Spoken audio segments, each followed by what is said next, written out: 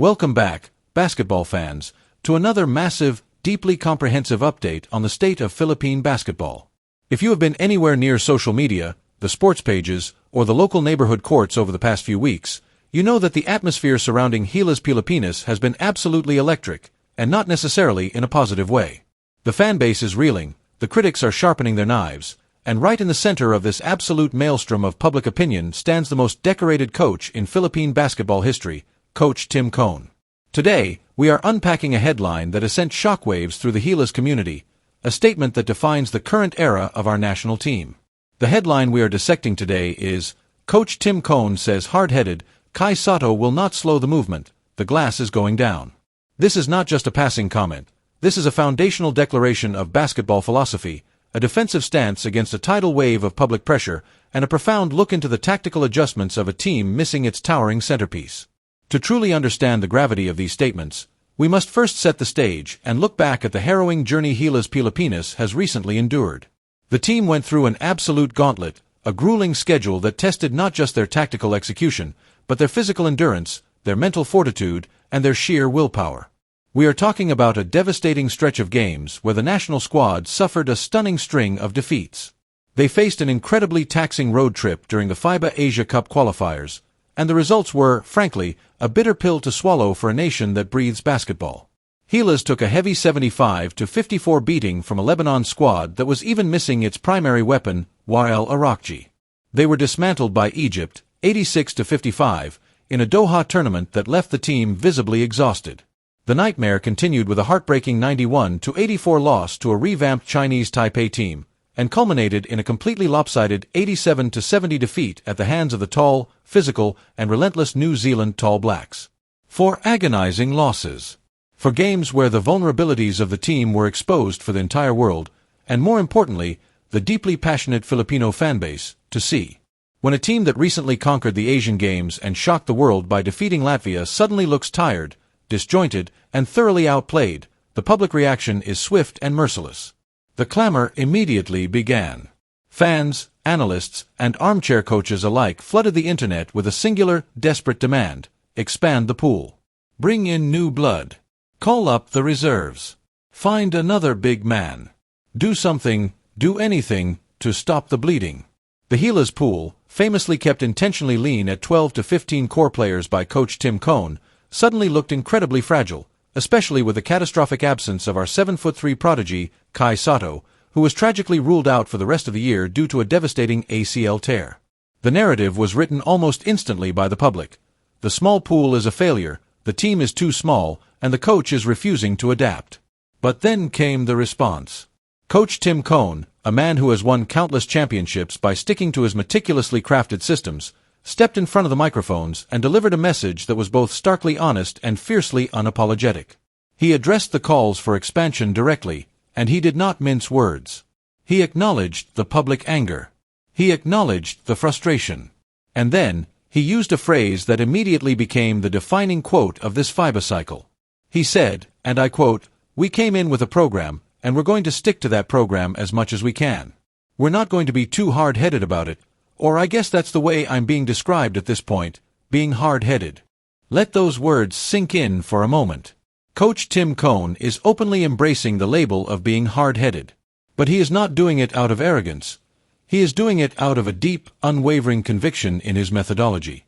He laid out the grim realities of international basketball logistics that fans rarely consider. Expanding a pool is not like playing a video game where you simply click a button and add 5 new players to the roster. Cone detailed the massive logistical nightmares involved.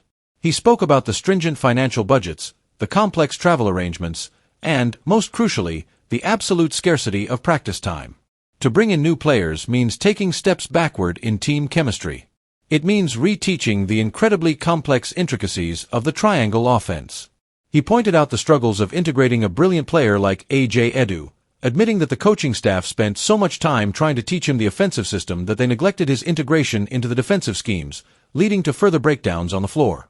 This brings us to the crux of the controversy and the second massive point of our headline: the role of Kai Sotto and the persistent nagging rumor that a giant of his stature inherently slows down the modern pace and space style of basketball. For years, critics have argued that playing through a traditional post-up center clogs the lane and halts the free-flowing movement that defines elite global basketball.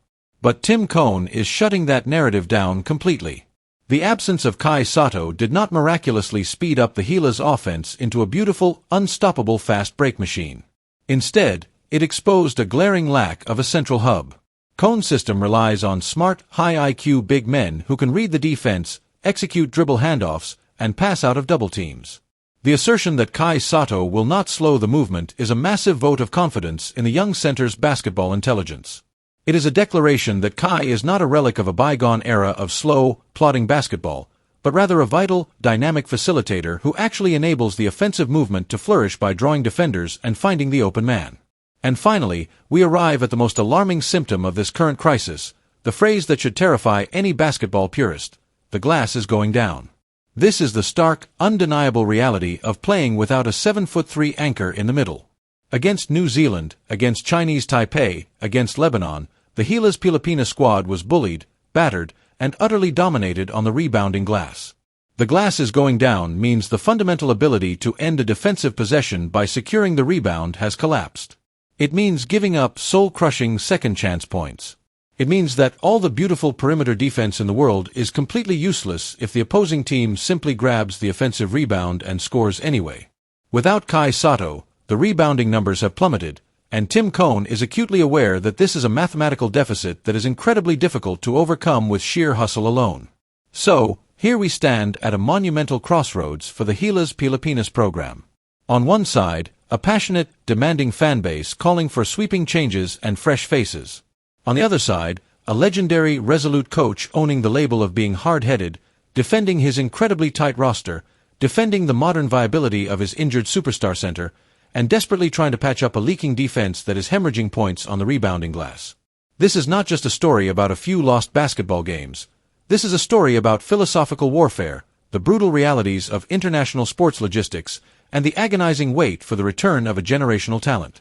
Grab your seats and get comfortable, because we are about to dive incredibly deep into the tactics, the numbers, and the psychology behind Tim Cone's master plan, and why he believes that embracing failure now is the only path to ultimate success. Let us transition into the core of the situation and dissect exactly what is happening beneath the surface of these viral quotes. To truly appreciate why Coach Tim Cone is standing his ground and accepting the hard-headed moniker, we have to deeply analyze his offensive philosophy, specifically the triangle offense, and why it completely prohibits a revolving door policy for the national team roster. The triangle offense is not a playbook of set plays. It is a highly complex, read-and-react spatial philosophy. It demands an extraordinarily high level of basketball IQ, flawless spacing, and, above all, telepathic chemistry among the 5 players on the floor. In a standard pick-and-roll offense, you might be able to fly a talented player in from halfway across the world, give him a day of practice, and tell him to set a screen and roll to the rim. The triangle offense violently rejects that approach.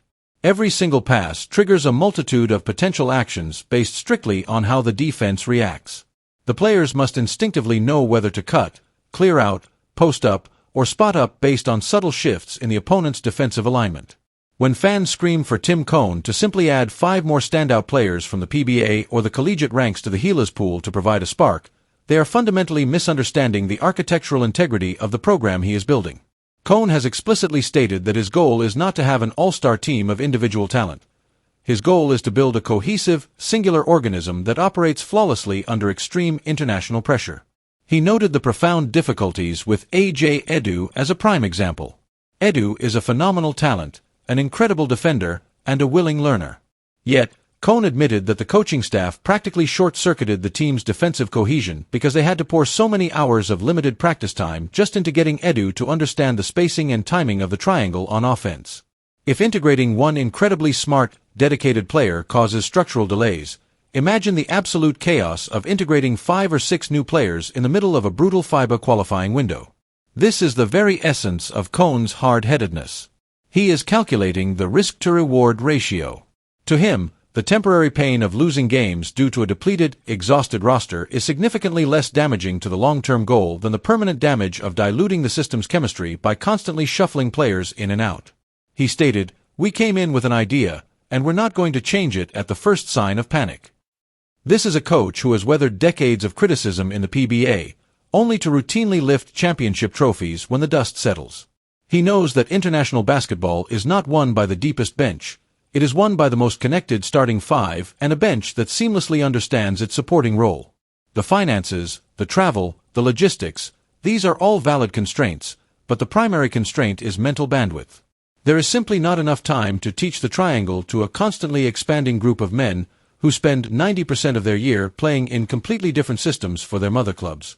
Now, we must address the massive 7'3" elephant in the room, Kai Sotto, and the persistent myth regarding his impact on ball movement. For years, a vocal segment of the basketball community has pushed the narrative that massive centers are obsolete in the era of pace and space. The argument goes that throwing the ball into the post stops the flow of the game, allows the defense to set up, and takes the ball out of the hands of dynamic, playmaking guards. The headline explicitly states that Kai Sotto will not slow the movement, and analyzing the statement reveals a crucial evolution in how Tim Cone views his offensive fulcrum. Kai Sotto is not a traditional, back-to-the-basket bruiser who demands the ball and takes 10 seconds to back his man down. He is a modern, highly skilled big man with exceptional vision and a soft touch. In the context of Gilas Pilipinas, Sotto functions not as a roadblock, but as a central distribution hub. When Sotto flashes to the high post, he immediately draws the attention of multiple defenders simply by virtue of his immense size and gravity. What Cone understands, and what the critics often miss, is that Sotto's ability to read the floor from that elevated vantage point is elite. He can find the cutting guard on the backdoor action. He can execute the intricate dribble handoffs with shooters like Justin Brownlee or Chris Newsom. He can quickly swing the ball to the weak side when the defense collapses. Therefore, stating that Kai will not slow the movement is fundamentally true within Cone's system. The movement in the triangle does not necessarily mean players running around at a frantic, chaotic sprint. It means the ball is constantly moving, forcing the defense to continuously shift and adjust until a breaking point is reached.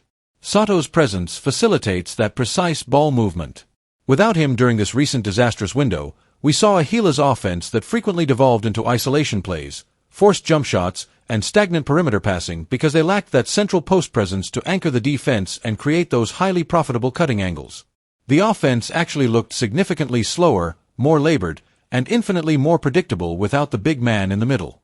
The movement died not because Kai was there to slow it down, but because he wasn't there to orchestrate it.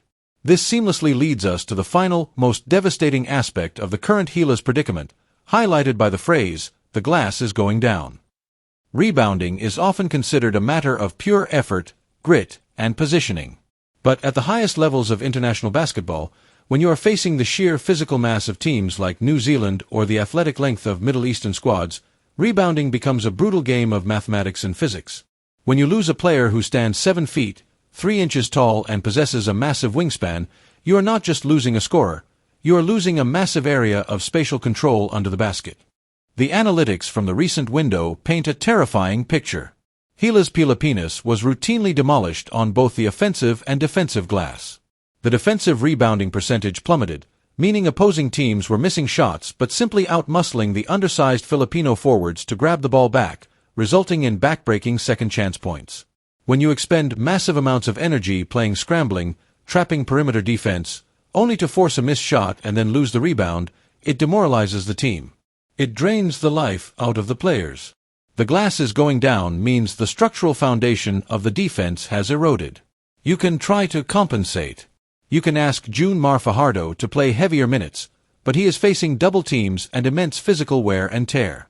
You can ask your guards to crash the boards, but that compromises your transition defense and tires out your primary ball handlers. The reality is that there is no tactical scheme in the world that can magically replace 72 inches of vertical rebounding presence. The recent losses were not just a failure of offensive execution, they were a systemic collapse in the paint. Coach Cone is keenly aware of this. He knows that without Sotto, and with other bigs like AJ Edu still adjusting to the physical toll of international play, the team is inherently vulnerable to being bullied in the painted area. This is the ultimate context of the hard-headed approach. Cone knows the flaws of his current, depleted roster better than anyone tweeting from their couch. He sees the rebounding numbers. He sees the stagnant stretches of offense. But he firmly believes that overreacting, hitting the panic button, and throwing out the long-term blueprint to sign a quick fix is a recipe for perpetual mediocrity.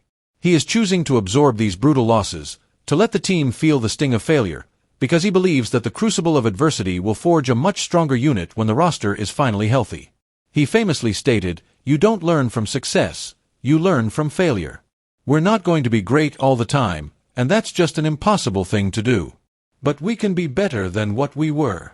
This is a masterclass in long-term psychological conditioning.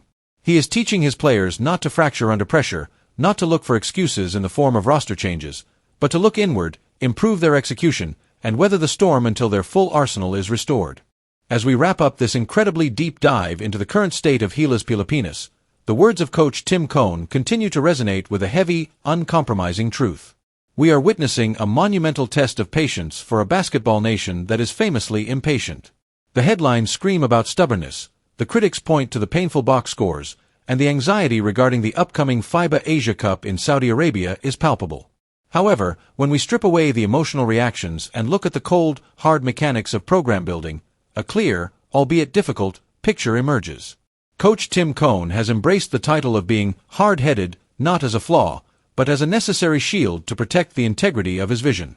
He refuses to turn the national team into a revolving door of talent because he understands that international dominance is built on the unseen hours of building telepathic chemistry within a highly complex system. The logistical and financial realities of expanding the pool are massive roadblocks, but the true barrier is the sheer impossibility of teaching elite tactical cohesion on a whim.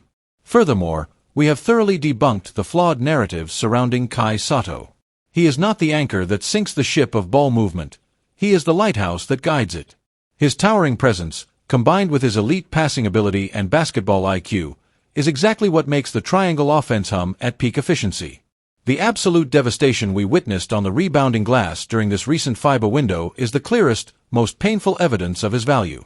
The glass truly is going down without him, and until he returns from that grueling ACL rehab, Gilas will have to fight tooth and nail just to survive in the paint. The path forward is not going to be easy, and it certainly will not be pretty. There may be more rough nights ahead. But as Coach Cohn profoundly stated, you do not learn from success, you learn from failure. These painful losses in Qatar and Taiwan, the physical beatdowns by New Zealand, these are the brutal lessons required to build a resilient, battle-hardened squad. The program is set. The philosophy is entrenched. The 12-man core, for better or worse, is locked in.